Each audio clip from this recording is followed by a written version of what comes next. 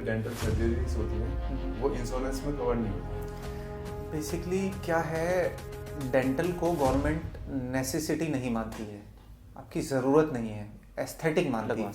अब आप समझिए, फॉरेन के और इंडिया के इम्प्लांट में डिफरेंस है। हाँ डिफरेंस है, डेफिनेटली है। उनके सर्वाइवल रेट में डिफरेंस है, उनकी जो मैन्युफैक्चरिंग है उसमें डिफरेंस है, उनकी जो रिसर्च है उसमें डिफरेंस है, क्योंकि इंडिया में अभी बनना शुरू हुए हैं। तो काफ़ी एक्सपेंसिव है, मतलब मिडिल क्लास कैसे अफोर्ड कर सकते हैं। रोबोट को ये तो पता है कि ये बोन है, इसके अंदर मुझे इम्प्लांट डालना है, ये साइज़ है, इस एंगल से डालना है, ये सब आप उसमें फीड कर सकते हैं। But during procedure patient tongue move करेगा, चीक मूव करेगा, हेड को टिल्ट कर दिया, या कुछ भी XYZ ऐसी कोई चीज़ हो गई जो ना चाहते हो, क्योंकि लोकल एनेस्थीसिया में ये प्रोसीजर होता है, तो उसमें रोबोट कहीं और भी कुछ भी मतलब उसकी कॉम्प्लिकेशन होने के चांसेस बढ़ जाते हैं इन्वॉल्व हैं, क्योंकि बिना डॉक्टर के उस चीज़ को ऑपरेट करना अभी तो आई डोंट थिंक कि पॉसिबल है। बट हाँ, in future we don't know कि तो ऐसे कौन से पेशेंट्स हैं जिनको इम्प्लांट नहीं कराना चाहिए। इम्प्लांट कॉन्ट्राइंडिकेटेड है कुछ पेशेंट्स के लिए, जैसे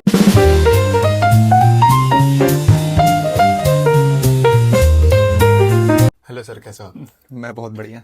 और क्या चल रहा है आजकल? बस कुछ नहीं, पेशेंट घर और डेंटल इम्प्लांट कैसा चल रहा है? डेंटल इम्प्लांट ठीक है, मज़ा आता है करने में? हाँ सबसे अच्छा। अगर आप मेरे से पूछें कि डेंटिस्ट्री में सबसे अच्छी चीज़ क्या है, तो वो डेंटल इम्प्लांट है, पेशेंट के लिए भी और डॉक्टर के लिए भी, दोनों के लिए ही अच्छा है।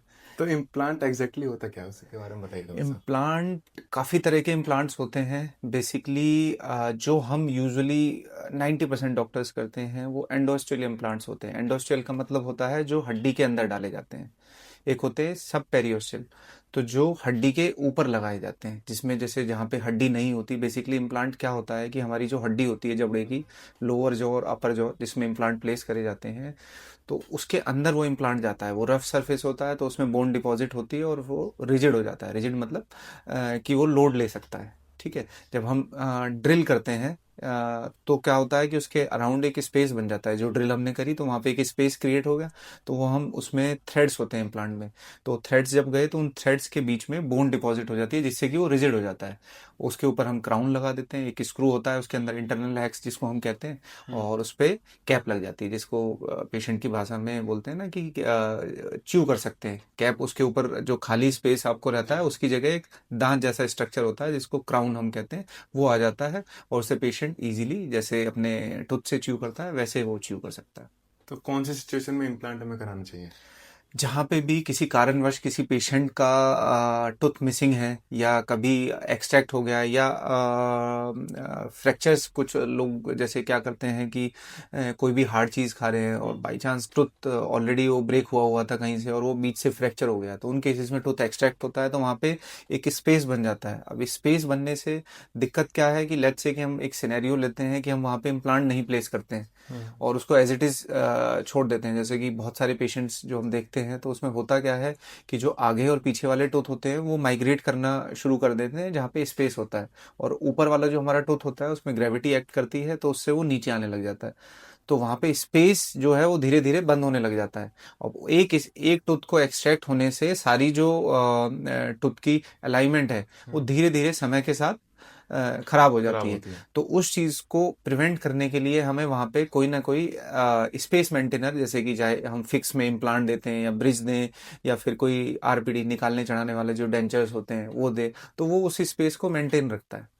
तो अब जहाँ पे बोन अच्छी है, टूथ एक्सट्रैक्ट हुआ और बोन का कोई लॉस नहीं है, तो वहाँ पे हम इम्प्लांट प्लेस कर सकते हैं। लेट्स से एक सिनेरियो लेते हैं कि जहाँ पे बोन नहीं है, तो जब हड्डी नहीं है कहीं पे, तो हड्डी पतली है, तो उन सिनेरियोज में क्या होता है कि उन सिनेरियोज में हम आर्टिफिशियल ग्राफ्टिंग करते हैं। अब ग्राफ्टिंग के बहुत सारे मेथड्स होते हैं, तो वो हम हड्डी को पहले बनाते हैं। जैसे सपोज करिए कि हमारी हड्डी का एक डायमीटर होता है कि जो जितनी ज़्यादा अच्छी चौड़ी हड्डी होगी उतना अच्छा, उतना चौड़ा इम्प्लांट हम डाल सकते हैं, क्योंकि जितना चौड़ा इम्प्लांट होगा और लेंथ में जितना बड़ा इम्प्लांट होगा उतना ही वो लोड बियर कर सकता है। और मुंह के अंदर जो हमारी जो फोर्स होती है वो लगभग 350 450 किलोग्राम तक की फोर्स मेजर हुई है। जब हाँ, हाँ जी, जब हम खाना खाते हैं या च्यू करते हैं कोई भी एक्सेसिव हार्ड चीज़ है कुछ, तो 350 किलोग्राम तक की फोर्स जो है हमारे जॉज में जनरेट होती है, वो बहुत ज़्यादा फोर्स होती है। बहुत ज़्यादा है ये तो। हाँ, बस डेंटल इम्प्लांट में और नॉर्मल टूथ में बस एक ही डिफरेंस है। वो क्या? डिफरेंस क्या है? जब इम्प्लांट हड्डी के अंदर ऑस्टियो इंटीग्रेट, मतलब पूरा हड्डी उसके चारों तरफ बन जाती है, तो वो मूव नहीं कर सकता। अब हमारा जो टूथ होता है, भगवान ने वो इस तरह से बनाया है, उसके अंदर कुशन होता है। बोन और टूथ के बीच में एक पतली सी लेयर होती है जिसे हम पीडीएल कहते हैं, पेरियोडोंटल लिगामेंट। तो वो करता क्या है, जब आप खाना खाते हैं तो कुशन की तरह बहुत हल्का सा कंप्रेस होता है।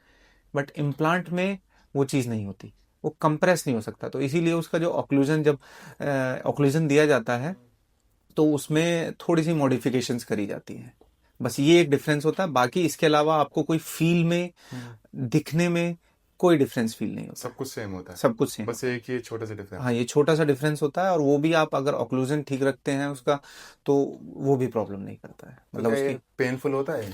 नहीं, ये पेनलेस सर्जरी होती है। अगर एनेस्थीसिया आपका परफेक्टली फाइन काम कर रहा है तो पेशेंट वुड बी लाइक कि बस मतलब जैसे हंसते हुए आते हैं तो हंसते हुए ही चेयर से उठते हैं।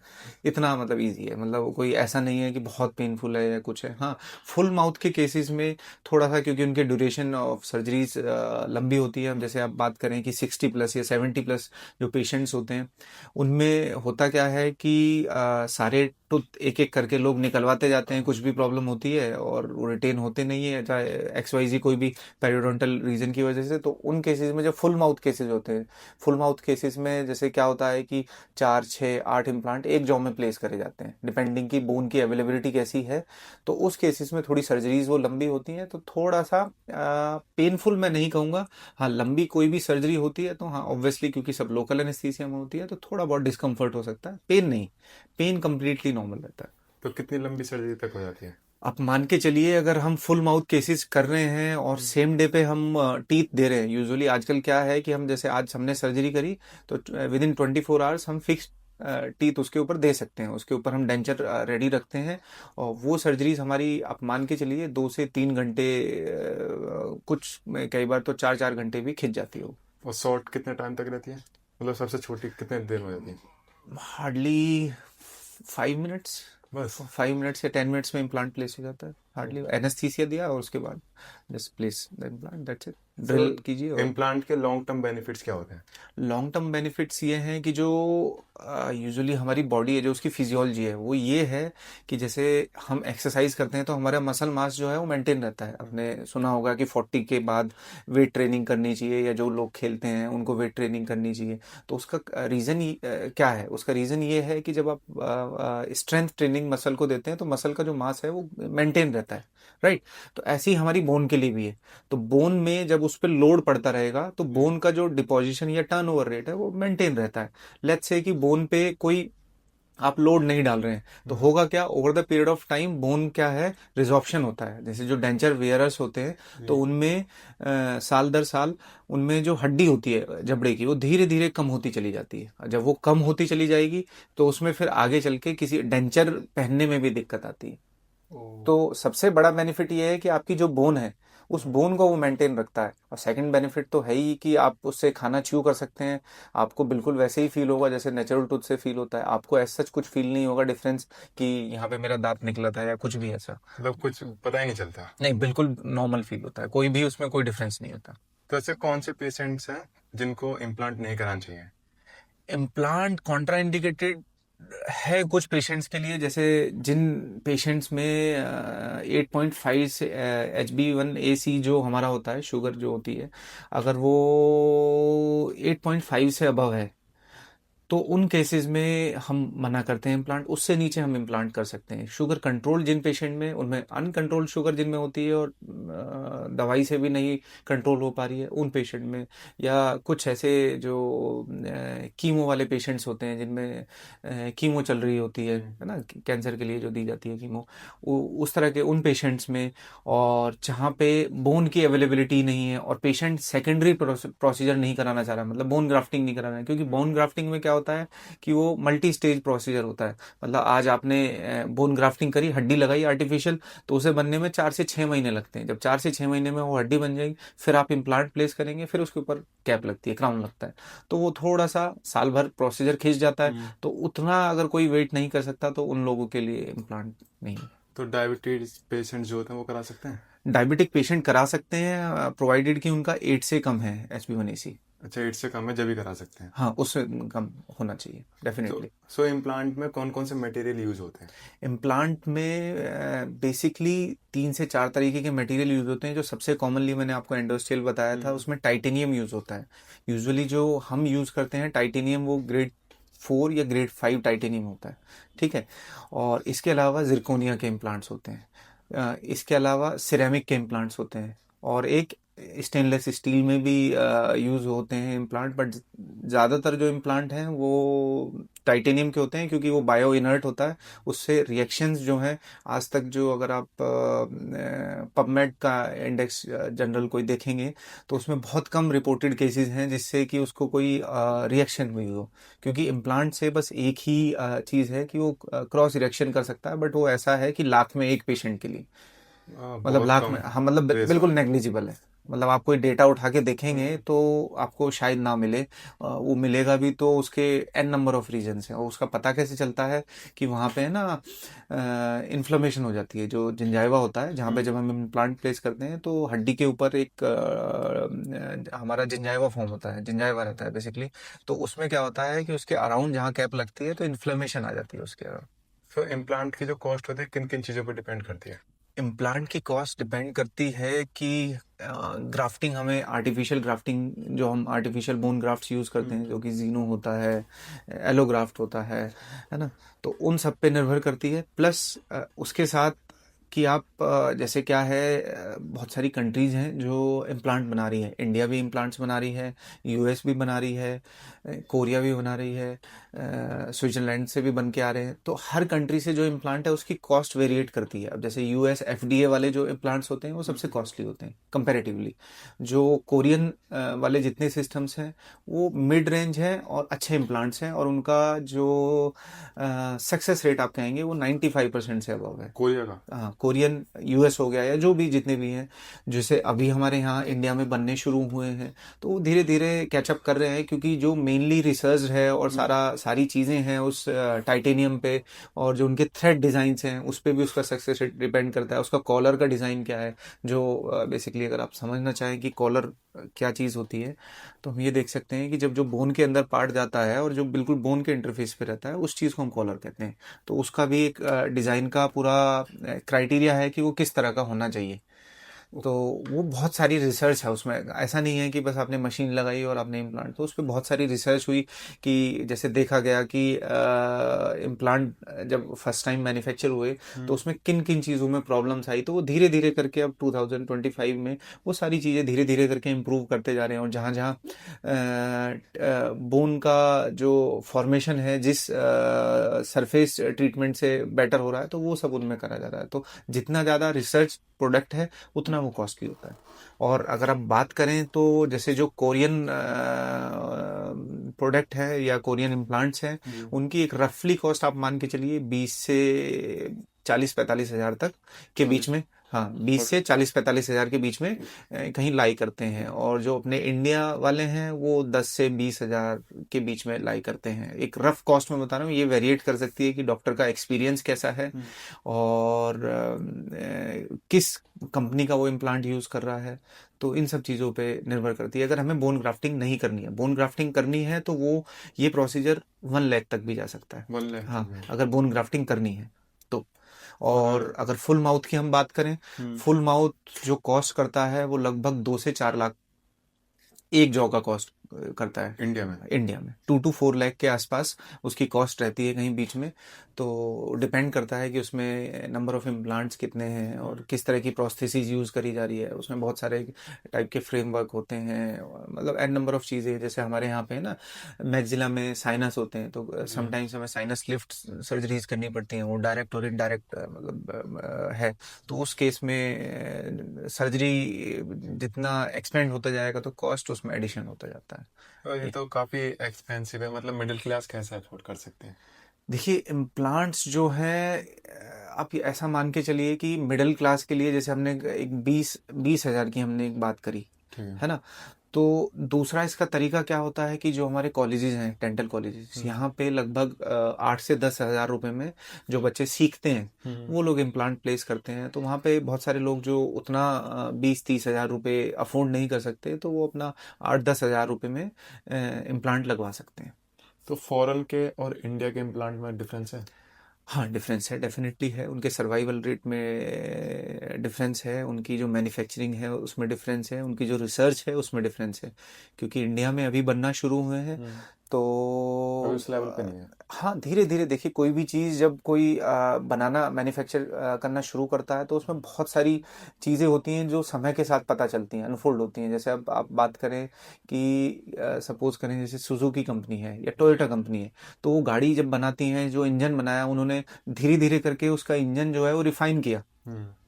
बहुत सारे उसमें टाइम लगा था नंबर ऑफ उसे। ईयर्स उसमें लगे उनकी रिसर्च में। अब कोई नई कंपनी आज आके गाड़ी बनाना शुरू कर दे, तो क्या वो टोयोटा या मारुति या एक्स वाई जी कोई भी कंपनी हो उनको बीट थोड़ी कर सकती है, नहीं। उनकी रिसर्च को बीट थोड़ी कर सकती है। हाँ ठीक है, वो अच्छा काम कर रहे हैं, अच्छे मटेरियल यूज कर रहे हैं, सारी चीज़ें, बट वो उस लेवल में पहुंचने में कोई शॉर्टकट नहीं है उसका। तो धीरे धीरे जैसे कोई भी प्रोडक्ट बनता है तो कहीं ना कुछ उसमें चीज़ें रह जाती हैं। तो वो समय के साथ जब वो प्लेस हो रहे हैं, क्योंकि हर तरह के पेशेंट हैं कि जो 8-10 हज़ार अफोर्ड कर सकते हैं, कोई 30 हज़ार कर सकता है, कोई 40 कर सकता है।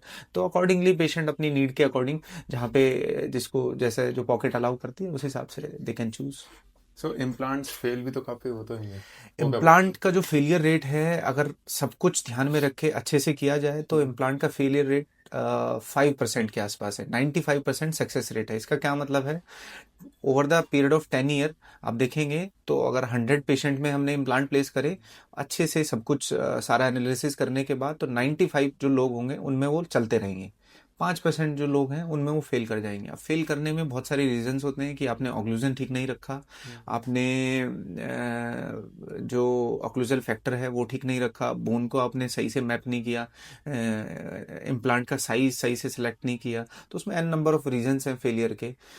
कई बार पेशेंट की हाइजीन एक फैक्टर होता है कि पेशेंट सोचता है कि इम्प्लांट लग गया अब तो ठीक है, बट उसकी हाइजीन जो है वो एग्जैक्टली वैसे ही है जैसे आप टूथ की रखते हैं।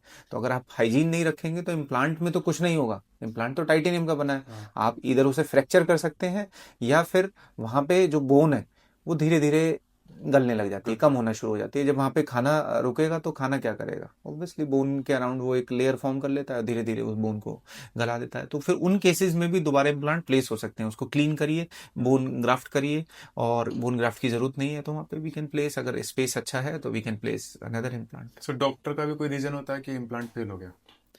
डॉक्टर के बिल्कुल हो सकता है कि अगर डॉक्टर उतना एक्सपीरियंस नहीं है उस प्रोसीजर में, जी। और उसने ऑक्लूजन ठीक नहीं रखा है, या फिर केस सिलेक्शन ठीक नहीं है, जी। तो उन केसेस में भी, क्योंकि जैसे मैंने बताया कि कुछ केसेस में हम इम्प्लांट नहीं प्लेस कर सकते, है ना। एन नंबर ऑफ हमारी जो बॉडी है उसमें बोन की कोई इस तरह की डिजीज है जिसमें टर्नओवर रेट बोन का डिस्टर्ब है, तो उन केसेस में ऑब्वियसली वी अवॉइड। तो अभी पेशेंट्स के बीच में बहुत ज़्यादा फियर है इम्प्लांट को लेकर, ऐसा क्यों हो रहा है?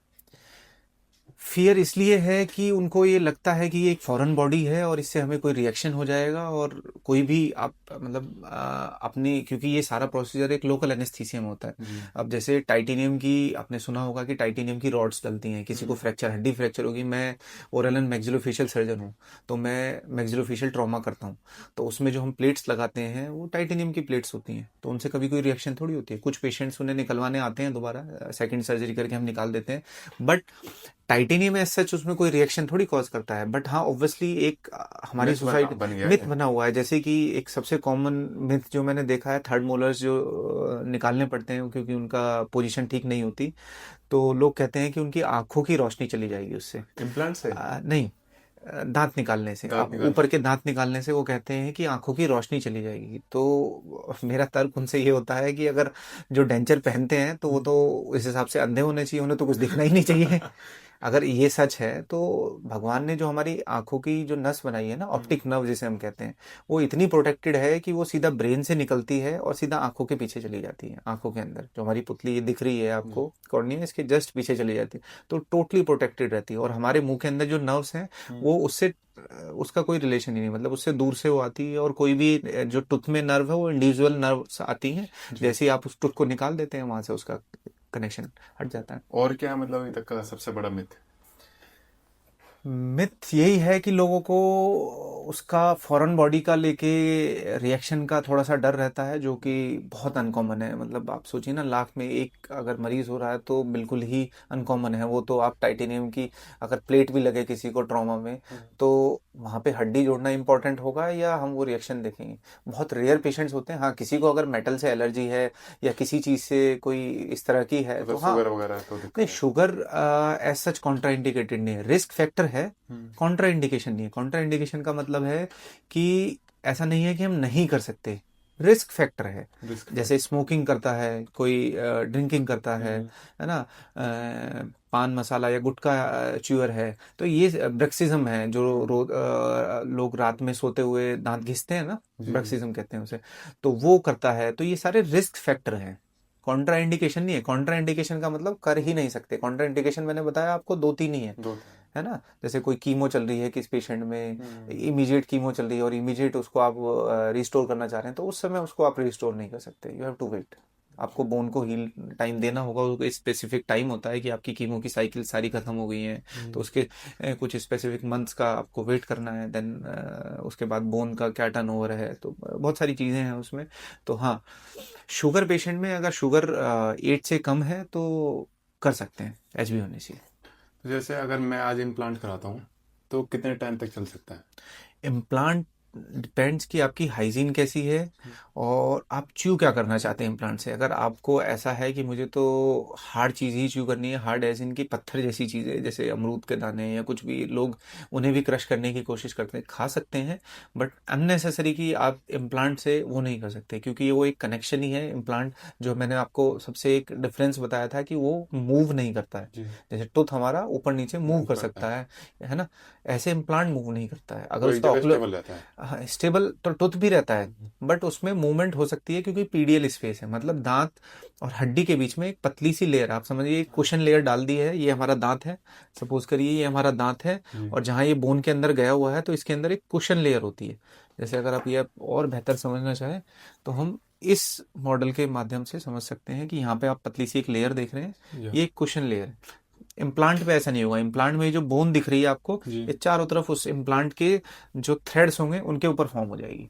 जब उनके ऊपर फॉर्म हो जाएगी तो आपको चूइंग का थोड़ा सा, अगर मेनली तो अगर डॉक्टर ने ऑक्लूजन ठीक रखा है तो फिर ऐसा कोई मेजर फर्क होता ही नहीं। आप मान के चलिए कि आप भूल जाएंगे कि इम्प्लांट लगा हुआ है, बट हाँ, हाइजीन तो आप ही को मेंटेन रखनी है, क्लीनिंग आपको मेंटेन रखनी है, ये एक फैक्टर है। तो अगले 5 से 10 साल में एआई और रोबोट्स का यूज होगा इम्प्लांट में? फिलहाल अभी चाइना में उन्होंने केस किया है रोबोटिक सर्जरी, जिसे वो कहते हैं कि रोबोट्स ने इम्प्लांट प्लेस किया है। उसमें क्या होता है कि 3D मैपिंग करके वो पूरा सॉफ्टवेयर ड्रिवन होता है। हाँ, ऑब्वियसली डॉक्टर उसे सबको कंट्रोल कर रहा होता है कि उस इम्प्लांट को कहाँ प्लेस करना है, क्या है। हाँ, तो ठीक है, टेस्टिंग फेज में अभी उस चीज़ को कहना बड़ा मुश्किल है। जैसे कि रोबोटिक सर्जरीज होती हैं हमारी बहुत सारी मेडिकल कंडीशंस में, तो उसमें भी डॉक्टर का रोल होता है ना। डॉक्टर उस चीज़ को ऑपरेट कर रहा होता है, कहीं भी, चाहे वो रिमोट में बैठा हुआ है तो, बट वो उसे ऑपरेट कर रहा होता है, उसे देख रहा होता है। क्योंकि बहुत सारी चीज़ें ऐसी होती हैं जब आप ड्यूरिंग सर्जरी कॉम्प्लिकेट कर जाती हैं, जैसे कहीं से ब्लीडिंग हो गई या कुछ भी XYZ, तो रोबोट उस चीज़ में ट्रेंड नहीं है। रोबोट को ये तो पता है कि ये बोन है, इसके अंदर मुझे इम्प्लांट डालना है, ये साइज है, इस एंगल से डालना है, ये सब आप उसमें फीड कर सकते हैं। But during procedure patient tongue move करेगा, चीक मूव करेगा, हेड को टिल्ट कर दिया या कुछ भी XYZ ऐसी कोई चीज़ हो गई जो ना चाहते हो, क्योंकि लोकल एनेस्थीसिया में ये प्रोसीजर होता है, तो उसमें रोबोट कहीं और भी कुछ भी, मतलब उसकी कॉम्प्लिकेशन होने के चांसेस बढ़ जाते हैं। क्योंकि क्या है ना, आप तो रुक सकते हैं, रोबोट को तो ट्रेनिंग ये मिली है कि आपको ये बोन दिख रही है, बस इसमें सीधा ऐसे ड्रिल करके ले जाना है ना। तो उसमें बहुत सारे फैक्टर्स इन्वॉल्व हैं, तो बिना डॉक्टर के उस चीज़ को ऑपरेट करना अभी तो आई डोंट थिंक कि पॉसिबल है। बट हाँ, in future we don't know कि जैसे हम एआई, आज से कुछ साल पहले अगर आप बात करते कि एआई जैसी क्या चीज़ है तो लोगों को कुछ बिलीव थोड़ी होता है। जैसे अगर आप बात करें 80s में या 90s में, फ़ोन पे जो आज हम फंक्शन सारे देखते हैं तो वो बिलीव थोड़ी होता, नहीं होता। किसी को भी बिलीव नहीं होता। लैंडलाइन से लोग इतना खुश थे, इतना। बट आज फ़ोन जितने छोटे, मतलब आप सोचिए ना, आप सिर्फ ईयर पीस की तरह फ़ोन हो गए हैं, आप उनसे कम्युनिकेट कर सकते हैं। तो in future we don't know कि क्या अनफोल्ड होगा, बट हाँ there are chances. But doctor की नीड खत्म हो जाए, क्योंकि ह्यूमन ब्रेन, ठीक है एआई सब कुछ है, बट ह्यूमन ब्रेन बेसिकली ऐसा है ना, कंपंस ह्यूमन ब्रेन में जब ट्रेनिंग आपको मिलती है, जब आप पढ़ाई करते हैं, क्योंकि जो ये प्रोफेशन है ये कोई 1-2 साल की डिग्री तो है नहीं, 5 साल पढ़ाया जाता है आपको। तो उसमें बहुत सारी चीज़ें सिखाई जाती हैं और फिर आप अलग से ट्रेनिंग लेते हैं अपनी डिग्री लेने के बाद। तो उसमें बेसिकली डॉक्टर को ये सिखाया जाता है कि कॉम्प्लिकेशन को कैसे मैनेज करना है, ये हो गई है तो आपको ये क्या करना है। तो ये सारी चीज़ें फीड करना एक रोबोट के अंदर, ये बहुत मुश्किल इम्पॉसिबल है ना। आप समझिए ना, एक जी। आप सपोज करिए कि आप रोड पे जा रहे हैं, आपने किसी को चोट लगे हुए देखा, तो आपको लगेगा कि इसकी हेल्प करनी चाहिए, है ना। रोबोट को थोड़ी वो ट्रेनिंग मिली है, या आप दिमाग से इतना थोड़ी सोच सकते नहीं। हैं कि मुझे ये चीज़, आपको बस उसको ये पता है कि मुझे ये कमांड मिली तो मुझे ये काम करना है। जैसे कंप्यूटर है, तो जी। कंप्यूटर में आप क्या करते हैं, कोई भी आपने कमांड दी कि 2+2 वो 4 आपको दिखा 4। देगा, या XYZ कोई भी नंबर है। बट ह्यूमन ब्रेन में वो उसके बियॉन्ड काम करता है। उसमें आप समझिए ना, एक भाव होता है कि आप अगर किसी को कोई दुख हो रहा है तो उसमें उसकी मदद करनी चाहिए, ये एआई नहीं इमीडिएट करता। आपको अंदर से फील आएगा। उसमें कोई मशीन ऐसे ट्रेन नहीं कर सकती ना, मशीन के अंदर कोई माइंड नहीं है, कोई हर्ट नहीं है कि वो सोच सके या इस तरह से वो बिहेव कर सके कि वो कर सके। क्योंकि पेशेंट जब हम कर रहे होते हैं तो बहुत सारी चीज़ें ऐसी होती हैं कि आपको इमीडिएटली उसको मैनेज करना है, चाहे आप इम्प्लांट कर रहे हो या कोई और थर्ड मोलर सर्जरी जैसे यूजुअली हम करते हैं। तो उसमें बहुत सारी चीज़ें होती हैं। समटाइम पेशेंट क्या है, उसे गैग हो जाता है, अब उस गैग को आपने इमीडिएटली वो इंस्ट्रूमेंट्स और उन सबको बाहर नहीं निकाला तो वो अंदर सॉलो कर जाएगा, तो उससे बड़ी कॉम्प्लिकेशन हो जाएगी। तो ये सारी चीज़ के लिए वो सारा आप उसे फीड करना डेटा, तो अभी तो इम्पॉसिबल लग रहा है, but in future we don't know. Possible हो सकता है। कुछ भी हो सकता है, मतलब बट हाँ, ह्यूमंस को रिप्लेस करे ये मुझे नहीं लगता कि ठीक है। ह्यूमंस के क्लोज आ सकते हैं, बट उन्हें वो रिप्लेस कर दे उस चीज़ के लिए, वो वो मुझे मतलब पॉसिबल नहीं लगता है। क्योंकि ह्यूमंस को ही अगर रिप्लेस कर दिया तो फिर ये अर्थ का और ये सब प्रकृति का मतलब क्या रह गया।